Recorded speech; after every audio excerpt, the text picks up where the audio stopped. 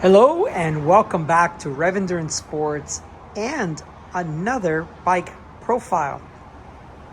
Now this bike was in for a service, and so why not? Let's shoot a bike profile on it. Now I have done several Cervelo Soloist bike profiles, videos, and the reason I've done them is because, and I think one of them I called the bike that started it all. And this was the Aero bike evolution or revolution, if you will. And I had one in the anodized aluminum version. Then I had the Soloist in the carbon version. And then I had the Soloist in a carbon superlight version, what they call the Soloist SL. And so this bike has been around a long time, and I would argue that on the road side, the Soloist built the ground, the foundation for the road side of Cervelo's business, and the P2, the Cervelo P2, which is a triathlon bike, very moderately priced, built their triathlon business. The P2 in the aluminum and anodized version, and then the P2 in the carbon. We sold a bajillion of those at my store. Let's talk about this iteration of the Soloist. I think it's very appropriate that the color on this bike is gold, because what I really want to call this bike is Goldilocks. Goldie for short, because this bike sits right in between the S5, as far as the S5 is more aero than this bike, R5, which just was re-released with like just some ungodly weight reduction for frame and fork and everything else. The R5 is a lighter bike for, let's say, for your climbing stuff. So the S5 more aero, and then the R5 much lighter than this one. So this bike kind of sits right in the middle. So Goldilocks. Not so aero, not so, excuse me, not so light. What that does is it helps a lot of folks ride a Cervelo, and they don't have to be on the extremes. Where, you know, the S5, if you're not familiar with how the S5 is made, it wraps more around this rear wheel like this, and then the R5 just doesn't have the arrow-shaped tubing, right? For many years, the R series bikes, they had what they call squoval, so a square oval tubes. But I had those two. I had the R3 SL.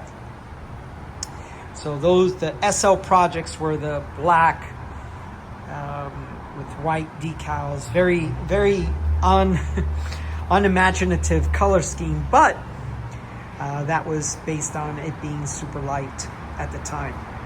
All right, so let's go through this one and why this bike came in. So this bike came in because this customer is very on top of the servicing on her bike. She pays very close attention.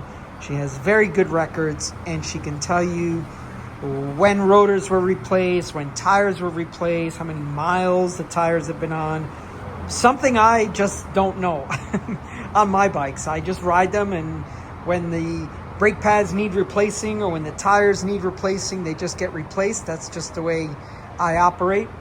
I at any one time have 8 to 9 bikes that are roadworthy, but I have about 12 bikes. She's very on top of the service on the bike, so she knows when everything was recently done, which is it's a very nice thing when you are a mechanic trying to assess the condition of something and whether to make a recommendation or not. She wanted front and rear tires, the sealant checked on them, and the sealant scrubbed out of the tire. Now, I've never had a customer ask me for that. Generally, even in my own tires, I don't scrub the sealant out of the tires because I'm going to wear them out before that actually becomes an issue. Now, let's talk about sealant drying in your tires. If the sealant clumps up in one spot, there are, I think the term is stenanimals or something like that. Sometimes they do kind of, turn into like this little ball inside. But if the bike's been sitting a while, it'll find, like any liquid, it'll find its bottom and then coagulate and dry up in one spot. So then that throws the tire and the wheel out of balance if you're riding it. So that would be a very important time to scrub out that old sealant. But generally you don't have to. That sealant can just stay in there, and that's not a problem. And as I mentioned, if you ride a lot, you'll just wear out the tire before you need to do any of that service. However, it was a good thing that she asked me to do that, because when I broke the seal on the tire, both tires were dry. They had no sealant in them. There was no sealant at all in either of the two tires. So, I made a quick, I said, oh, you're flying without a net. So here's your PSA for today.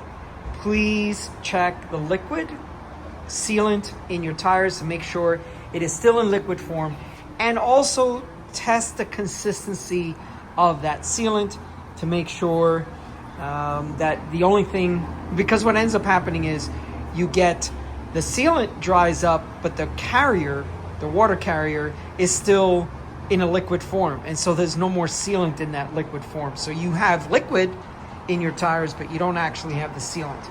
So we did that. We also took off the components. So this bike came in for what's called a tuning clean, so a basic tune and a cleaning of the drivetrain. And she found my website, and actually, let's go over that. She's new to town, and I guess she was doing some research on bike shops, and she found my website and went through my maintenance services. And the funny thing is that I wrote that many years ago, and I couldn't remember what was on there. I basically do a lot of services a la carte when customers come in.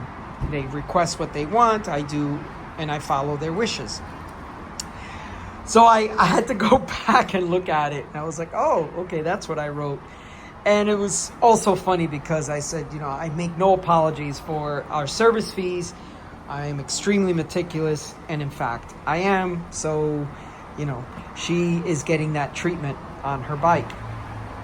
So we've removed the, front derailleur, rear derailleur, cassette, and, cleaned it as best as we could.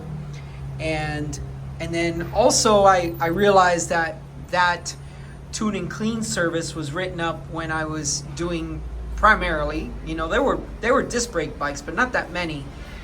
And so that service doesn't include removing the rotors to clean the wheels.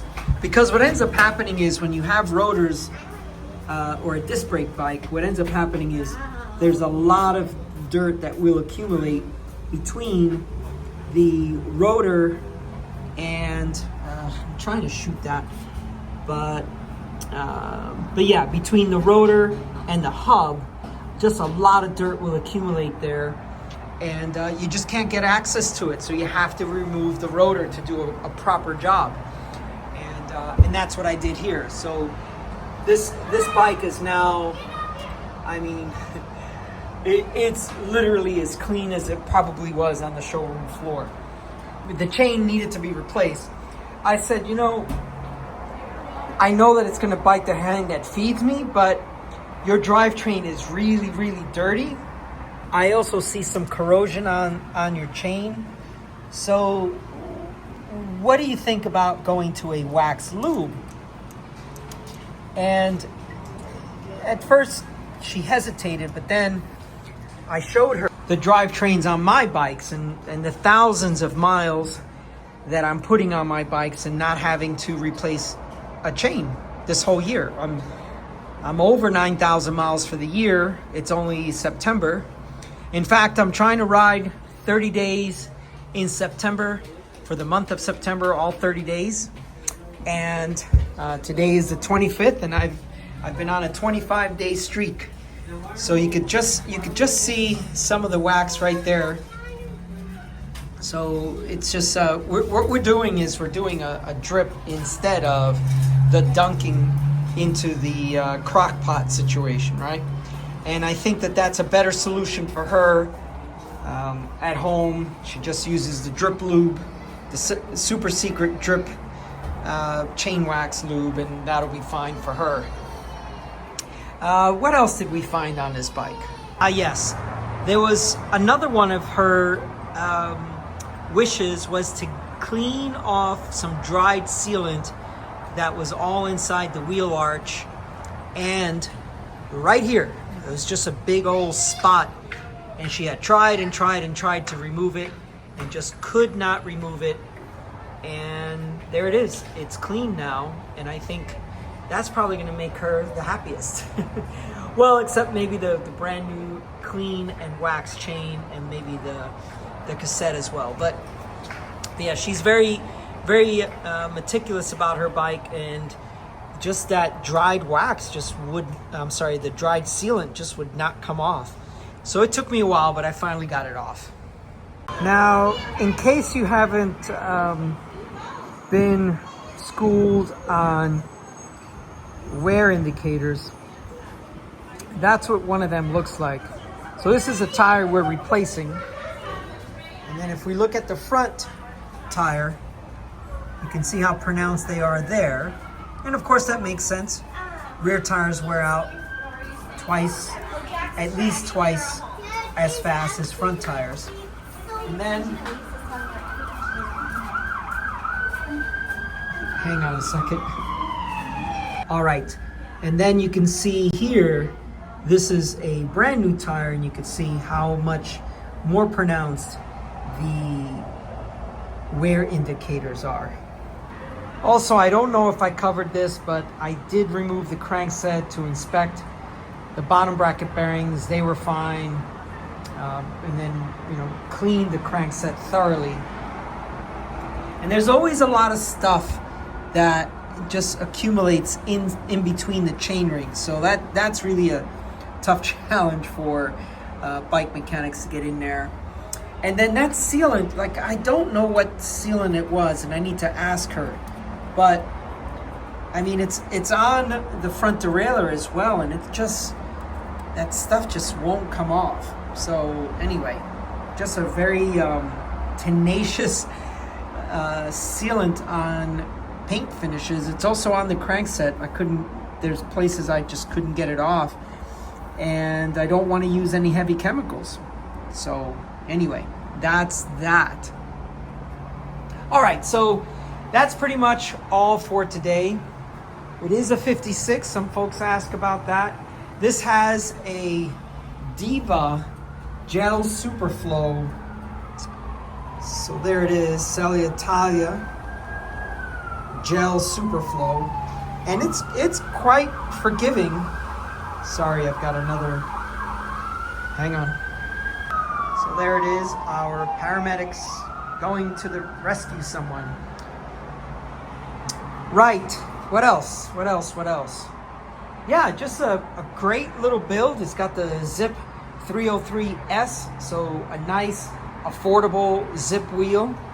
And I don't really know if these are hookless or not. So if anyone can tell me in the description, I just didn't take the time to research it. I am a Zipp dealer, I'm a SRAM dealer, but I just didn't, I haven't sold these wheels in a very long time. If anyone can make a comment down below, that'd be great. But the important thing is that if you're using hookless rims, you have to use hookless compatible tires, and that's the Continental in this situation. It is, hang on, sounds like I got another fire vehicle. There it goes.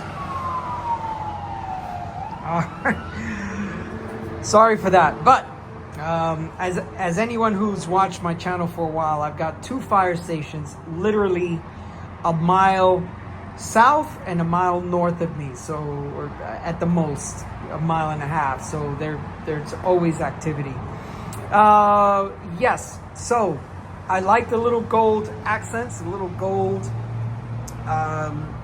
valve caps, so that's really cool in my opinion. I went through a phase of gold stuff too. I had gold shoes, gold helmet, gold clothing, so yeah, it's really cool. Well, I'm guessing this is a 5-alarm fire, as they call it, because there is a lot of activity. All right, back to this.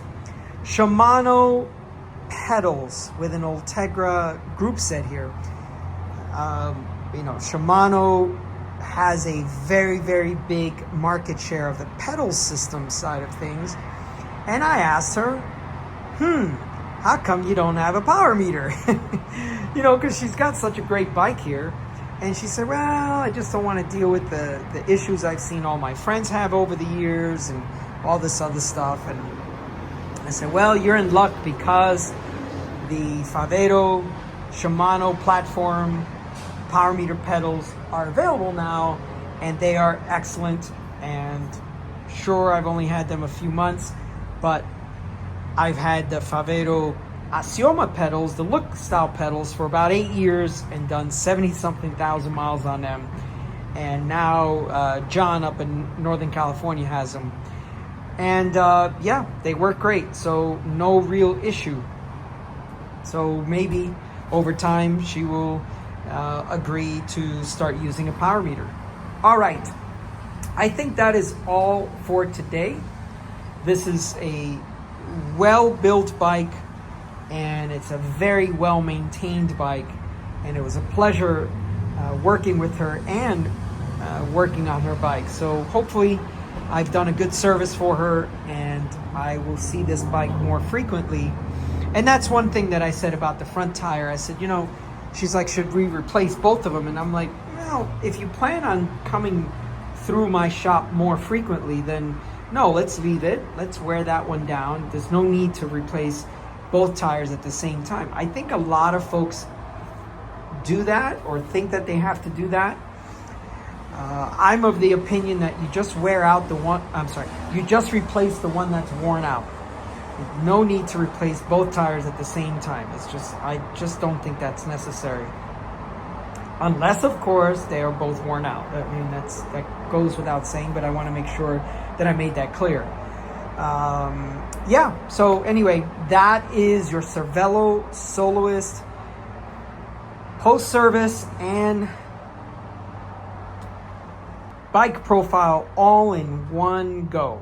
All right, thank you so much for tuning in. Please like and subscribe, and we'll see you up the road.